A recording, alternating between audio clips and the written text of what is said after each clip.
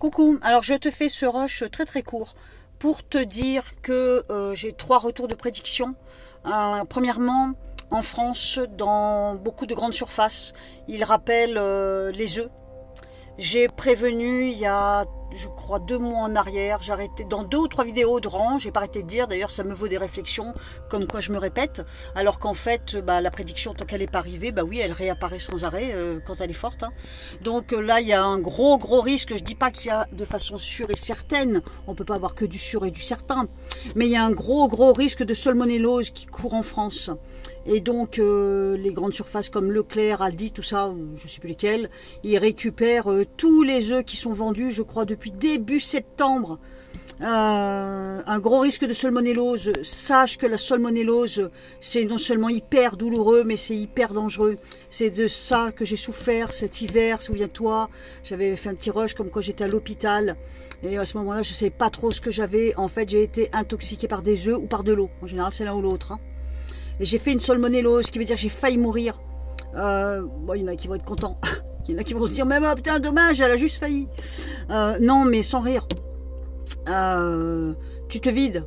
De haut en bas, tu te vides. Si dans tes selles, si tes selles ressemblent à du sirop de menthe et que tu fais caca des algues, soyons clairs, dis-toi que tu as une salmonelle et fonce à l'hosto parce que tu peux en mourir, c'est hyper dangereux. Tu te vides, tu vomis, tu fais des selles, tu te vides et tu te déshydrates très vite à ce train-là.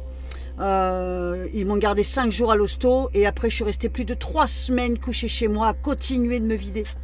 Donc c'est très grave, très grave. Autre prédiction. Alors je te dis pas qu'il y a la salmonellose dans les œufs, mais le bruit circule sur TF1 partout. Hein.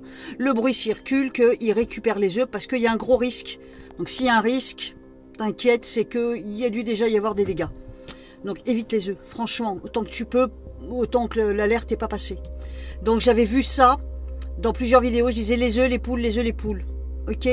Ensuite, j'ai vu depuis mes 2 dernières prédictions, vidéo prédictions, une maman, un bébé, une maman, un bébé, un bébé, une maman. J'avais ça sans arrêt. On en est tous arrivés à conclure que c'était le petit Santiago. Alléluia, ils viennent de le retrouver vivant. Donc ma prédiction n'est pas du 100%. Il y a bien eu un gros problème médiatisé avec une maman et un bébé. Mais moi je le voyais décédé et tant mieux, c'est pas le cas. Hein, en espérant que les jours à venir, ils tiennent le choc et qu'ils survivent ce petit bonhomme. Il commence mal dans la vie lui. Hein. Donc prédiction, allez, on va dire à 70%. Hein. Le bébé n'est pas décédé, mais il y a bien eu un gros problème avec une maman et un bébé. Et j'ai vu aussi, qu'est-ce que c'est autre? Ah oui, c'est plus petit. C'est plus petit, je sais pas comment exprimer les choses. C'est de la plus petite prédiction, parce que là, c'est quand même des phénomènes plus courants.